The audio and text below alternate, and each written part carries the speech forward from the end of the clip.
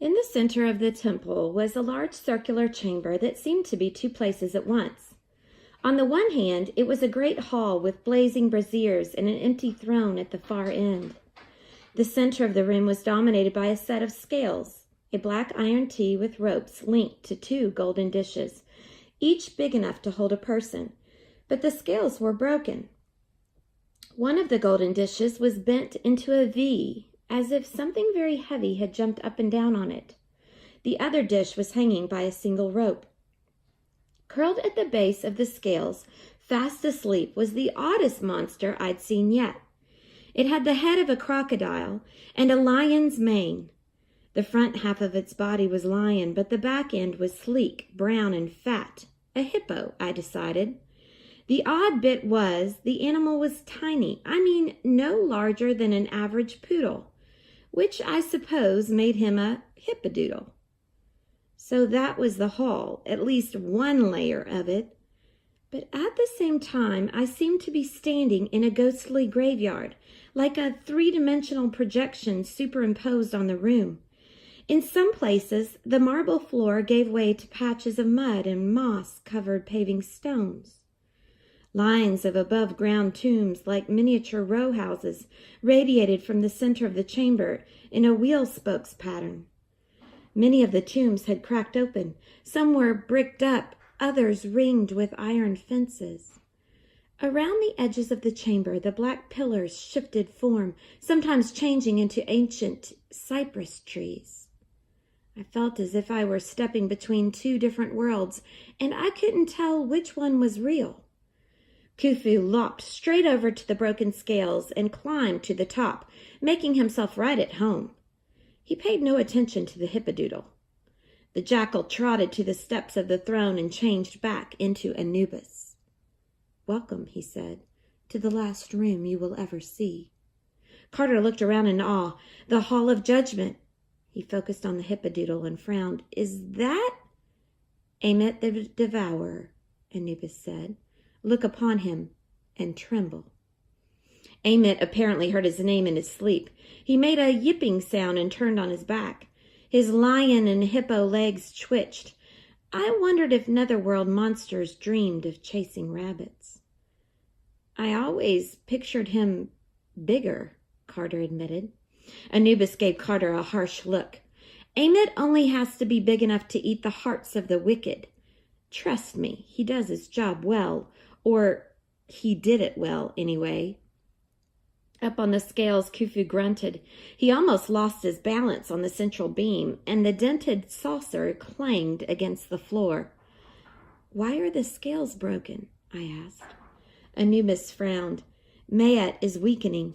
I've tried to fix them, but—" He spread his hands helplessly. I pointed to the ghostly rows of tombs. "Is that why the, graveyard is butting in?" Carter looked at me strangely. "What graveyard?" "The tombs," I said. "The trees." "What are you talking about?" "He can't see them," Anubis said. "But you, Sadie, you're perceptive. What do you hear?" At first I didn't know what he meant. All I heard was the blood rushing through my ears and the distant rumble and crackle of the lake of fire. And Khufu scratching himself and grunting, but that was nothing new. Then I closed my eyes and I heard another distant sound, music that triggered my earliest memories, my father smiling as he danced me around our house in Los Angeles. "Jazz," I said. I opened my eyes and the Hall of Judgment was gone, or not gone, but faded. I could still see the broken scales and the empty throne, but no black columns, no roar of fire. Even Carter, Khufu, and Amet had disappeared. The cemetery was very real. Cracked paving stones wobbled under my feet. The humid night air smelled of spices and fish stew and old mildewed places. I might have been back in England, a churchyard in some corner of London, perhaps, but the writing on the graves was in French, and the air was much too mild for an English winter. The trees hung low and lush, covered in Spanish moss. And there was music. Just outside the cemetery's fence, a jazz band paraded down the street in somber black suits and brightly colored hats. Saxophonists bobbed up and down. Cornets and clarinets wailed. Drummers grinned and swayed, their sticks flashing. And behind them, carrying lower flowers and torches, a crowd of revelers in funeral clothes danced around an old-fashioned black hearse as it drove along. "Where are we?" I said, marveling. Anubis jumped from the top of the tomb and landed next to me. He breathed in the graveyard air and his features relaxed. I found myself studying his mouth, the curve of his lower lip.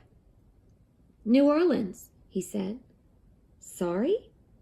"The drowned city," he said. "In the French Quarter, on the west side of the river, the shore of the dead. I love it here. That's why the Hall of Judgment often connects to this part of the mortal world." The jazz procession made its way down the street, drawing more onlookers onto the party. "What are they celebrating?" "A funeral," Anubis said. "They've just put the deceased in his tomb. Now they're cutting the body loose. The mourners celebrate the dead one's life with song and dance as they escort the empty hearse away from the cemetery. Very Egyptian, this ritual." "How do you know so much?" "I'm the god of funerals. I know every death custom in the world. How to die properly, how to prepare the body and soul for the afterlife. I live for death." "You must be fun at parties," I said. "Why have you brought me here?" "To talk." He spread his hands, and the nearest tomb rumbled. A long white ribbon shot out of a crack in the wall. The ribbon just kept coming, weaving itself into some kind of shape next to Anubis, and my first thought was, my God, he's got a magic roll of toilet paper. Then I realized it was a cloth, a length of white linen wrappings, mummy wrappings. The cloth twisted itself into the form of a bench, and Anubis sat down.